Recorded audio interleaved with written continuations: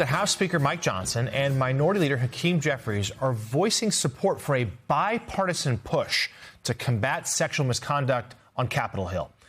The effort, a partnership between the Republican and Democratic women's caucuses, comes as the House has faced a wave of misconduct allegations that resulted in the resignations of two congressmen earlier this year, Democrat Eric Swalwell of California and Republican Tony Gonzalez of Texas. Joining us now, the two lawmakers leading the effort, Republican Congresswoman Kat Cammack of Florida and Democratic Congresswoman Teresa Leger Fernandez of New Mexico. They are the respective chairs of the women's caucuses. Our thanks to you both for being with us this morning. We really appreciate it. Congresswoman Cammack, I'll start with you. This would certainly be, I'm glad, I guess, this could be a bipartisan effort because so few things are these days on Capitol Hill. Tell us the origin of this particular movement and why you're able to work across the aisle. Well, good morning, and thank you for having us. And yes, it is pretty rare to have something of this magnitude be bipartisan, especially in a contentious midterm election year. But both Representative Leger Fernandez and I, we recognized, along with Speaker Johnson and Minority Leader Hakeem Jeffries, we all recognize that this is a bipartisan problem, so it requires a bipartisan solution. And so we decided to get together. We started texting saying, hey, we're working on something. They said, hey, we're working on something. We decided to team up because this isn't about issuing a report. This is about affecting real change up here on Capitol Hill. And I'm so glad to be working with my friend and colleague, Teresa from New Mexico. Congresswoman Fernandez, I'm wondering if you could talk to us. You know, there's been incredible reporting about this from Annie Carney in the New York Times, talking about the sort of power imbalance and how hard it is to enact change when you have a job where you have very powerful people and then there are staffers who basically serve at the pleasure of these very powerful people. So talk to me about real ways in which you can implement this change.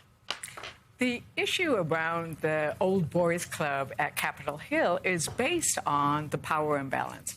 People come here elected to Congress. They are supposed to be serving their constituents. They believe they are sometimes too powerful. And the people who come to work for us are brilliant. They are brilliant and committed, and they will do anything for their congressperson because they want to serve their constituents. Too often, we have seen congressmen take advantage of that power imbalance, use the women who work here as their prey. And we are here to say that that's not going to happen anymore. We are going to kick out the predators, and we're going to do that by changing and reforming the system that was put into place in 2018. It was a good start in 2018, but clearly it needs to be worked out better. We want to make it faster. We want to make sure that everybody feels like it's a fair system and that the women, and it is mostly women, feel like they are going to be heard and their claims are going to be resolved. Representative Cammack, can you explain to us what that would look like nuts and bolts wise? One of the problems we've seen in the House is that ethics committees tend to not have a lot of power and that a lot of this stuff is kind of toothless. So give us sort of what you could theoretically do to change that. Well, just like my colleague said, you know, there's really three-prong approach that we're taking here. First, we all recognize that accountability cannot begin and end with expulsions.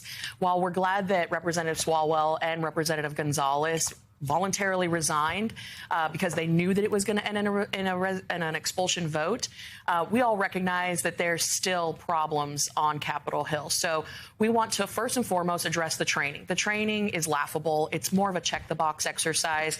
We have a full spectrum of different generations serving on Capitol Hill. What may have been acceptable 40 years ago probably isn't acceptable today. And we need to have that conversation. It will be difficult, but we recognize and are ready for it.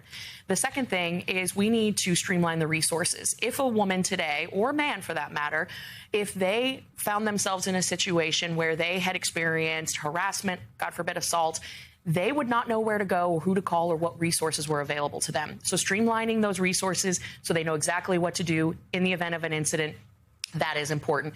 And finally, I think the biggest issue that we're going to run into is really curbing and stopping the retaliation culture on Capitol Hill.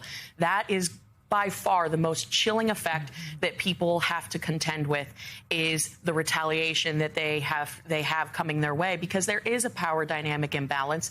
And we also recognize that people are now in the place of trying to make decisions of, do I come forward and tank my career, or do I just stay silent and live with this situation? That is unacceptable.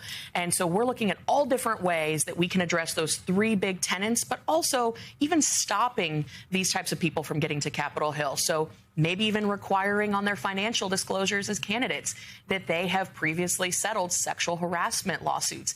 Things like that will have a chilling effect on creeps getting to Capitol Hill, because, as we like to say, creeps need not apply.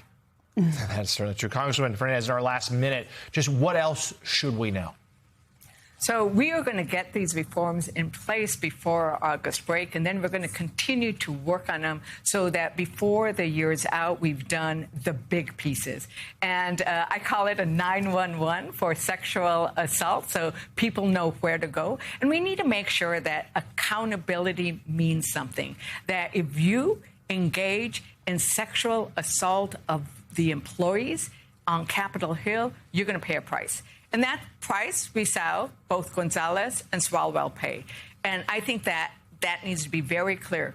Creeps need not apply. But if you did get here and you have decided to take advantage of the women who work for you, there's going to be a bright line that says you do not deserve to work here anymore. It's what would happen out in the private sector. We need to hold Congress to a higher level of standard. We're going to make that work because we're working together. And I think that this is a big thing, right?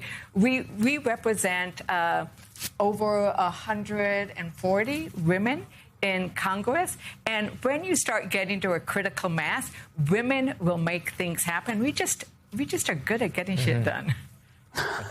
We'll leave on that. Republican Congresswoman Kat Cammack of Florida and Democratic Congresswoman Teresa Alegre Fernandez of New Mexico. We appreciate your work on this and for joining us this morning. Thank you.